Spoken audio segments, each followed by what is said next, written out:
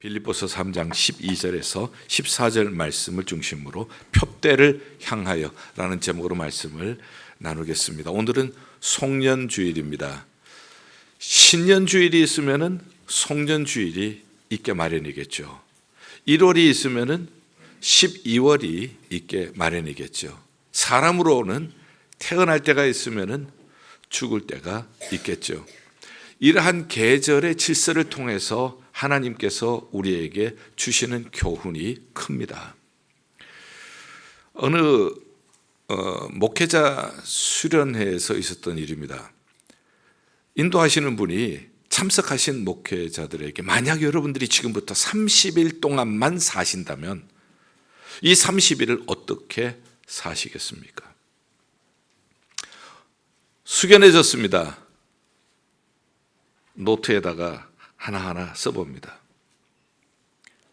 그 쓴 내용들이 이런 내용들이었습니다. 그동안 사랑하는 배우자와 함께 하지 못했던 꿈에 그리던 여행을 하고 싶습니다. 그동안 부모님과 좀 사이가 좋지 않게 지냈는데 30일이 남았다고 하니까 부모님과 관계를 회복하고 싶습니다. 그동안 일상은 당연하게 여겼는데 이 일상이 얼마나 소중한지 알았습니다. 30일 남았다고 하니까 가족들과 함께 식사하는 시간, 아이들 라이드 주는 시간, 이것이 얼마나 소중한 시간인지 알게 되었습니다. 그동안 섬겨왔던 이 사역지에서 내가 과연 성심을 다했는가 생각을 해보게 되었습니다. 30일이 남았다고 하니까 양떼들을 더 사랑하지 못했고 더 잘 섬기지 못했던 것들이 후회가 되었습니다. 남은 시간 더 성도들 사랑하고 더 성도들을 잘 섬기겠습니다. 이런 내용들의 글들이었습니다. 이 내용들을 종합해보면 이렇습니다. 이제 30일을 남았다고 생각을 하니까 꼭 안 해도 되는 것들은 제거할 수가 있었더라고요. 그동안 꼭 하지 않았던 것들, 그런 것들로 시간을 보낸 적이 많았는데 30일 남았다고 하니까 꼭 필요한 것들, 너무너무 소중한 것들, 거기에만 집중할 수가 있게 되었습니다. 왜 사는지, 왜 섬기는지 목표의식이 더욱 또렷해지게 되었습니다.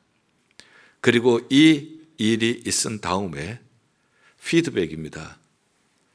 내가 이 일을 함께 나누고 난 다음에 교회에서나 가정에서나 더 진실된 그리스도인의 삶을 그리고 사역자의 삶을 살 수 있게 되었습니다. 자, 오늘 빌립보서를 읽었습니다. 이 빌립보서는 사도 바울의 편지죠. 감옥에서 썼다고 해서 옥중서신이라고 부릅니다. 사람이 감옥에 들어가면은 그때부터 어떤 생각이 들까요? 내가 이 감옥에서 잘 나올까? 아니면 이 감옥에서 내 인생이 끝날까 생각도 들지 않겠어요? 그렇다면 지금 이 감옥에 있는 시간 동안 나는 어떻게 나의 인생을 마무리해야 할 것인가? 정말 필요 없는 일들은 좀 다 제쳐놓고 꼭 필요한 것들만 내가 붙잡을 수 있지 않겠어요? 이것을 그는 두 가지로 얘기를 하고 있습니다. 뒤의 것은 잊어버리겠습니다. 그리고 앞에 있는 표대를 향하여서 나가겠습니다. 이 두 가지입니다. 이 두 가지가 송년주일을 맞이하는 우리에게 또 주시는 귀중한 메시지가 있다고 생각이 되어집니다. 2024년을 살아왔습니다. 송년주일을 맞이하면서 뒤의 것을 잊어버리겠습니다. 뒤의 것이라고 하면은 좋은 것도 있고 안 좋은 것도 있을 것입니다. 사람은 누구나 좋은 것만 분복으로 타고난 사람은 없습니다. 누구든지 나쁜 일만 분복으로 타고난 사람도 없습니다. 다 좋은 일도 있고 안 좋은 일도 있습니다. 좋은 일을 우리는 성공이라고 얘기할 수가 있습니다. 이 성공에 대해서는 사도 바울은 어떤 관점을 가졌는가? 오늘 12절에 보면은 내가 얻었다 함도 아니요 온전히 이루었다 함도 아니라 중요한 말씀을 하고 있습니다. 그는 최고의 학자입니다. 당대의 가말리엘 문화에서 최고의 학문을 배운 사람입니다. 율법의 의로는 조금 또 내가 율법을 거스르지 않는 바리새인 중에 바리새인으로 살겠다고 그렇게 노력을 한 사람이었습니다. 예수 그리스도를 만나고 난 다음에 그는 예수 그리스도의 복음을 위하여서 그의 생명을 바쳐 충성한 사람이었습니다. 얼마든지 우리 입장에서 보면은 이 사람은 얻은 것도 많고 이루어 놓은 것도 많고 이분의 공로는 대단해 이렇게 얘기할 수가 있습니다. 그렇지만은 그는 그렇게 얘기하지 않습니다. 얻었다 함도 아니고 온전히 이루었다 함도 아니라 나는 뭔가 잡았다. 이제는 학문에 대해서 그리고 신앙에 대해서 뭔가 좀 잡은 것 같다 이런 얘기하지 않습니다. 잡은 줄로 여기지 않는다 얘기를 합니다. 자기 공로를 내세우지 않습니다. 자기 업적을 자랑하지 않습니다. 왜 그랬을까요? 고린도전서 15장 10절에 그 이유를 잘 설명을 하고 있습니다. 오직 나의 나 된 것은 하나님의 은혜로 된 것이라. 뒤에 있는 것을 뒤에 있어서 우리가 잘했다. 남이 인정해주고 남이 칭찬해주고 나 자신 또 보람을 느끼고 이것이 나의 자랑, 나의 업적, 나의 우월감이 되지 않기 위해서 어떻게 잊어버리는가? 그냥 잊어버리라고 하면은 쉽지 않아요. 잊어버리는 길은 이것은 내 공로가 아니라 내 노력이 아니라 오직 하나님의 은혜였습니다. 그러면은 나의 업적은 잊혀지게 될 거예요. 우리가 살다가 보면 실패할 때도 있지 않아요? 실수할 때도 있지 않겠습니까? 정말 부끄러운 기억들은 지워버리고 싶은 그러한 때도 있지 않겠습니까? 사도 바울에게는 어떤 일이 있었을까 생각을 해봤어요. 뭐니 해도 그래도 복음을 증거하는 사람인데 복음이라고 하는 것은 화목인데 바나바와 싸워서 결별한 것, 이런 것은 그에게 복음을 증거할 때마다 그를 찌르는 가시가 되지 않았나 생각을 해봅니다. 이건 어떻게 잊을 수가 있을까요? 정말 잊지 못할 상처, 그리고 나에게 부끄러움을 가져다 주는 기억들, 어떻게 잊을 수가 있겠어요? 그것 때문에 내가 더 겸손해졌습니다. 그것 때문에 더 하나님을 의지하게 되었습니다. 그것 때문에 내가 나의 참된 모습을 보고 회개할 수 있게 되었습니다. 그렇게 한다면은 나의 실패는 오히려 나의 성숙을 위한 디딤돌이 될 것입니다. 그는 뒤의 것을 잊어버린다 하고 얘기를 했습니다. 적용을 해보겠습니다. 1년 동안 수고들 많으셨습니다. 최선을 다해서 섬기고 또한 봉사도 하셨습니다. 성도들에게 인정도 받고 칭찬도 받았습니다. 어떻게 뒤의 것을 잊어버리겠습니까? 이것은 모두 나의 공로가 아니라 하나님의 은혜였습니다. 그때 우리는 잊혀지게 될 것입니다. 나의 공로가, 나의 업적이, 나의 자랑이 잊혀지게 될 것입니다. 한 해를 살면서 정말 가슴 아프고 힘들었던 일들이 있었습니까? 이것이 나에게 상처로 남지 않고 어떻게 잊혀질 수가 있겠습니까? 그것 때문에 내가 겸손하고 그것 때문에 하나님을 더 의지하게 되었고 그것 때문에 내가 회개하게 되었다면은 그러면은 나에게는 상처로 남지 않고 오히려 성숙을 위한 또 하나의 시작이 될 수가 있을 것입니다. 바다에는 언제나 파도가 있습니다. 파도가 없는 바다가 없습니다. 우리 인생의 바다도 마찬가지입니다. 고난의 파도가 없는 곳이 없습니다. 실수하지 않는 사람이 없습니다. 모두 다 실수할 수가 있습니다.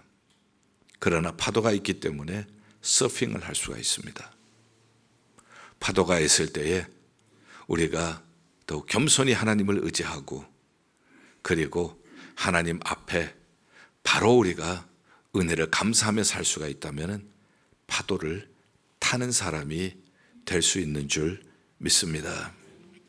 배가 부두에 묶여 있습니다.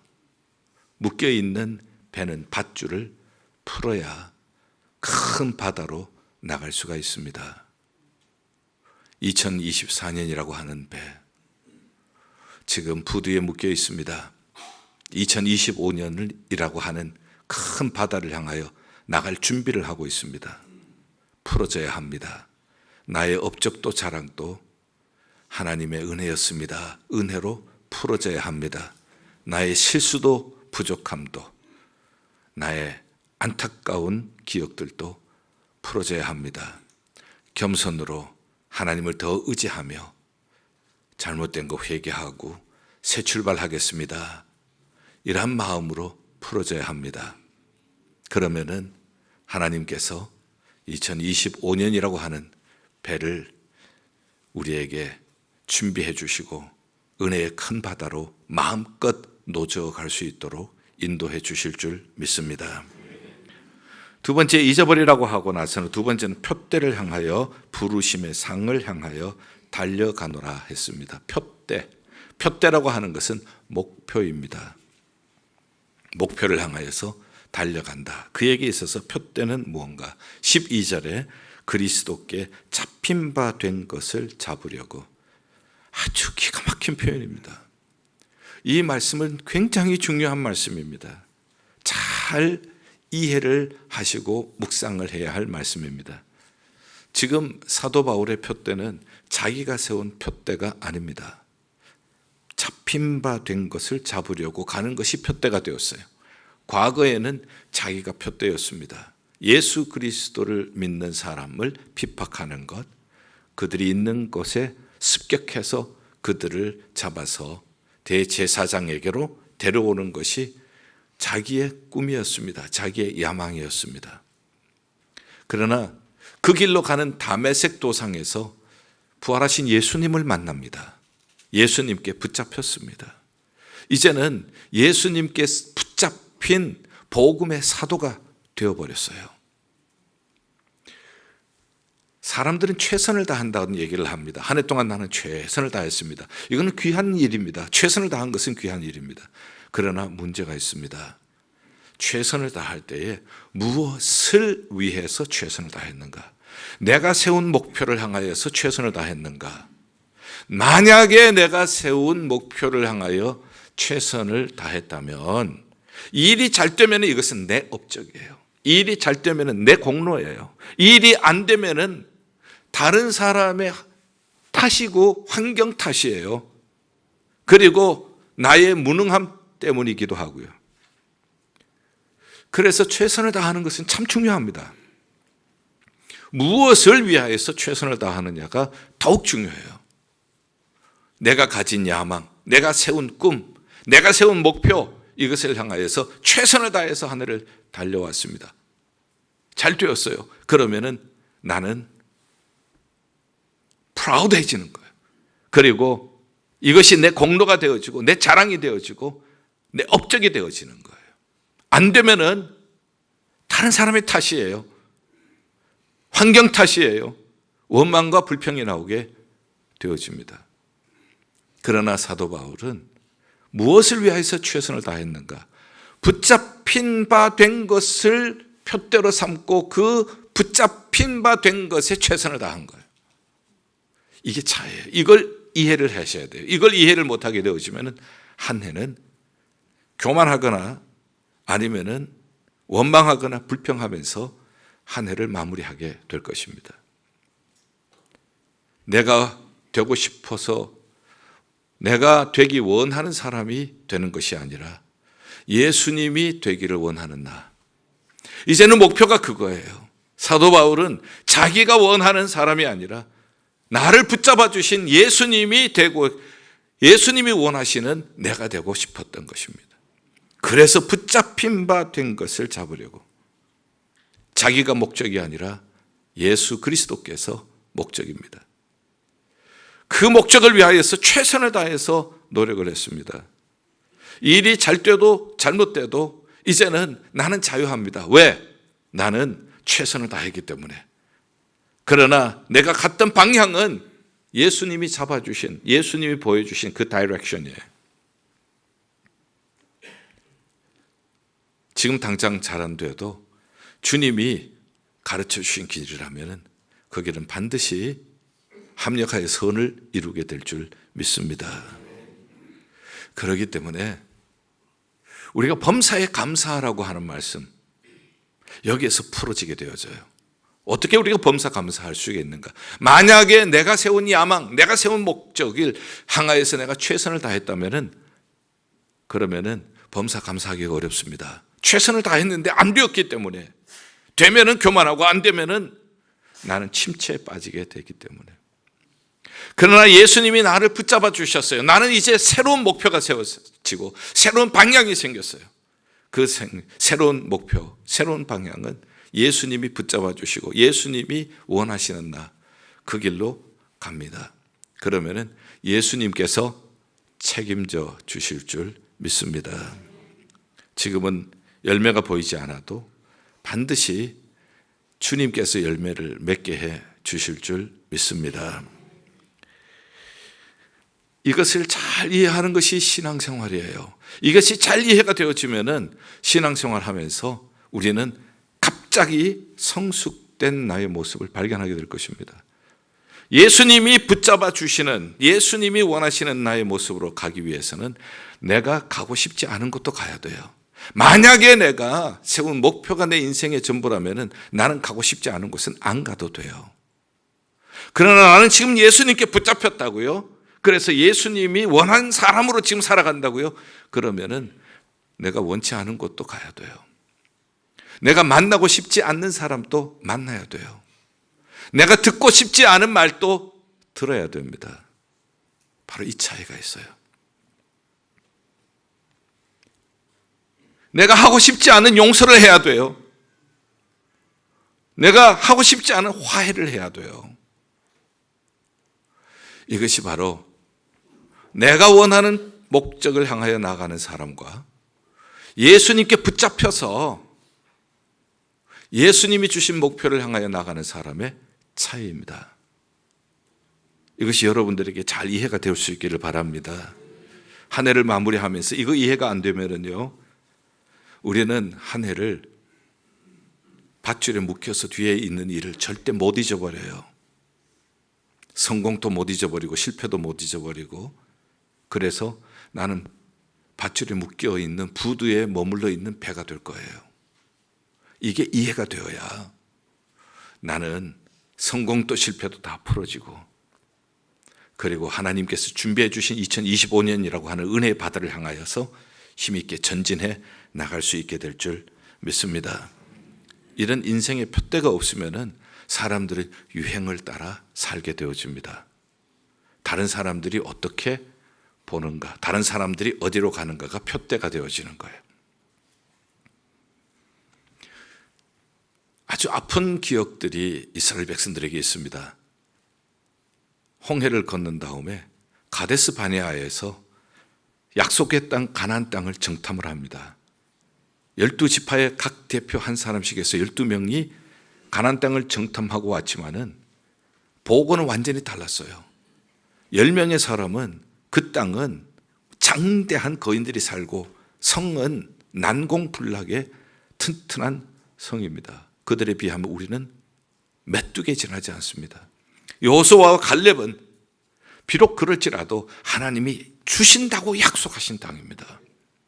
하나님이 기뻐하시면 저들은 우리의 밥이 될 것입니다. 그러나 사람들은 어떻게 했는가 하면 10사람의 보고를 듣고 밤새 울었어요. 통곡을 했어요.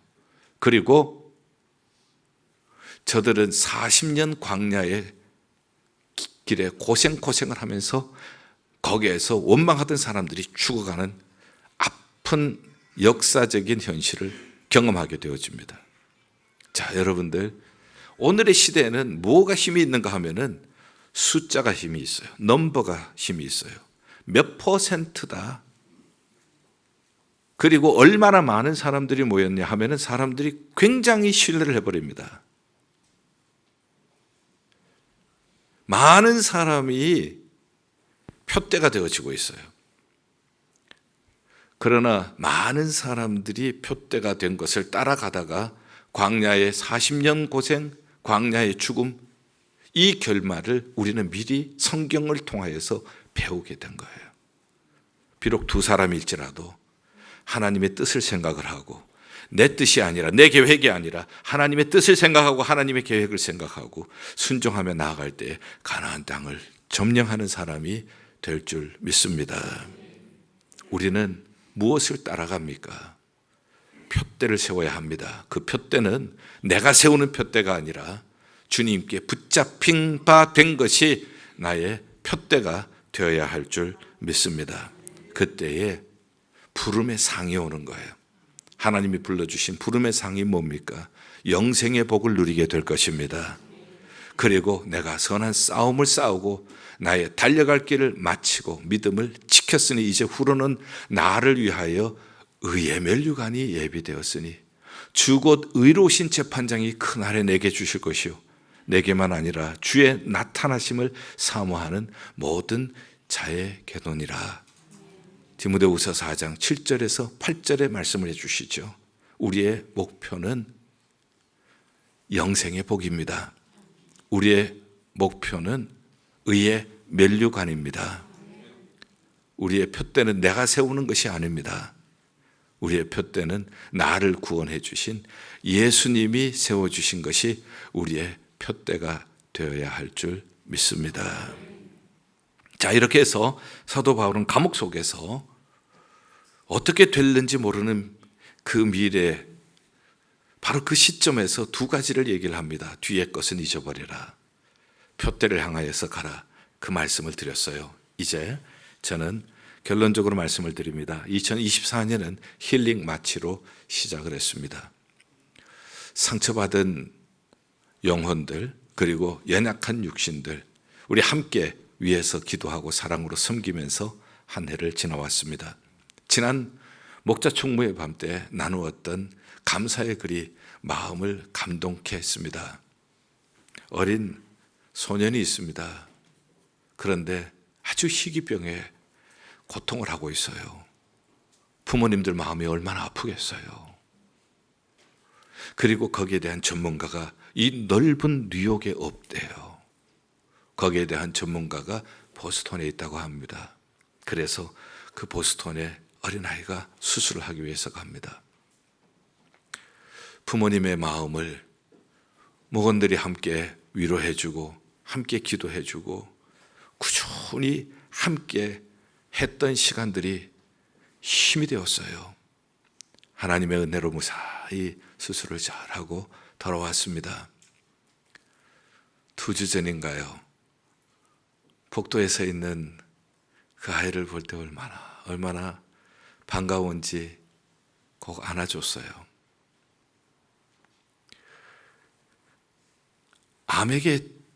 암으로 말미암아 이 고통하시는 분들이 점점 늘어가고 있지 않습니까? 암이라고 하면 연세 드신 분들만 걸리는 것이라고 생각하지만 요즘은 젊은 층에서도 암이 발견되곤 합니다. 얼마나 당황하겠어요.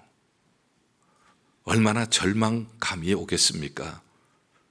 그러나 함께 기도하고 목장에서 선교해서 중보기도해서 함께 기도하면서 치유함을 받고 건강한 몸으로 섬기시는 모습을 볼 때 하나님께 또 감사를 드리지 않을 수가 없었습니다.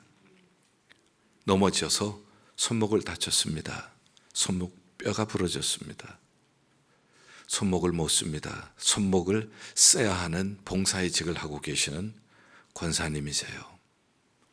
그런데 하나님의 은혜로 또 목원들 성도님들의 기도로 치유가 급속해지면서 어느 정도 움직일 수 있게 되었습니다. 그런데 그 어느 정도 움직일 수 있는 그 손으로 또 봉사의 자리에서 봉사하는 것을 보면서 얼마나 또 감사를 드렸는지 모릅니다. 우리 자녀들이 장성하면서 부모님을 떠나죠. 멀리 떠나면은 부모님들이 제일 걱정하는 것이 교회 제대로 나가는가 하는 것이 제일 걱정이 되지 않겠어요. 그래서 교회 나갔느냐 꼭 물어보시기도 하시고, 그런데 이 사랑하는 아들을 위해서 부모님들이 밤 9시마다 손을 잡고 가정 예배를 드리고 기도를 드렸어요. 하나님께서 그 응답으로 그 아들이 엄마 카톡에 보내옵니다. Mom, I realize that God is so good. 난 깨달았어요. 하나님이 얼마나 좋으신 분이시라는 것을 깨닫게 되었어요. 감사헌금 봉투에 그것을 그대로 썼어요. God is so good. 저는 여러분들이 헌금을 하면은 감사헌금만 따로 그것을 구별해서 제가 따로 기도를 합니다. 성도들이 하나님 앞에 올린 감사가 얼마나 귀해요. 거기에 아들이 God is so good. 아들을 위해서 기도하는 부모, 밤마다 손잡고 기도했던 그 부모의 그 기도, 그리고 저에게도 기도 부탁을 해서 함께 새벽마다 기도했던 저로서도 얼마나 감사했는지 모릅니다.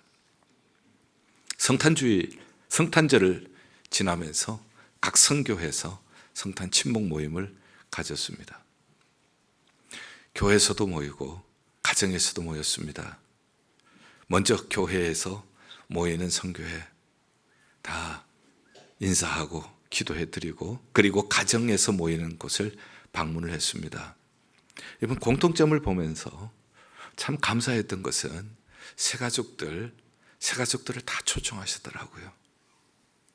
그리고 예배만 참석하시고 교제를 많이 안 하시는 그런 분들도 다 초청하셨고, 부부가 있는데 한 분은 나오시고 한 분은 안 나오시는 분들, 안 나오시는 분들까지 다 초청하셨더라고요.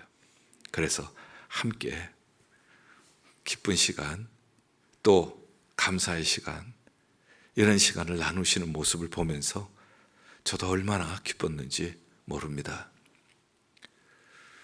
힐링 마치 한 해를 지나오면서 여러분들이 제출한 기도 소원 카드를 쭉 한 해 동안 기도했던 내용들을 다시 보면서 이렇게 정리를 해보았습니다.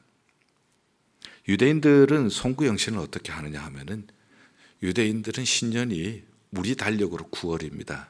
로시 하샤나죠. 로시 하샤나는 Head of the Year, 그 해의 머리라는 뜻입니다. 그리고 욤키퍼가 오죠. 대속죄일이 오죠. 그래서 유대인들은 송구영신을 이렇게 합니다. 먼저는 지었던 죄를 회개합니다. 그리고 1년간 원수 맺은 사람을 찾아가서 용서하고 화해를 합니다. 그리고 미가서 7장 19절을 읽습니다. 다시 우리를 불쌍히 여기셔서 우리의 죄악을 발로 밟으시고 우리의 모든 죄를 깊은 바다에 던지시리이다. 죄를 회개하고 인간관계에 맺혔던 그러한 원수졌던 것, 이런 섭섭했던 것들 다 깊은 바다에 던집니다. 그리고 새해를 맞이합니다. 유대인들은 세계적으로 유명한 민족으로 알려져 있습니다. 노벨상을 받은 사람도 작은 나라에 비해서 너무 많아요. 그리고 금융계, 정치계, 의료계, 그 다음에 법률계, 그리고 대학 교수, 유대인들이 없는 곳이 없어요. 이들이 IQ가 높아서 그런가, 어떤 분이 조사한 것을 제가 봤어요. IQ는 한국 사람이 더 높더라고요. 그럼 뭔가? 왜 이 사람들이 세계적으로 이렇게 귀하게 쓰임받는 사람들이 되고 있을까? 마음이에요. 지능보다가 중요한 것은 마음입니다.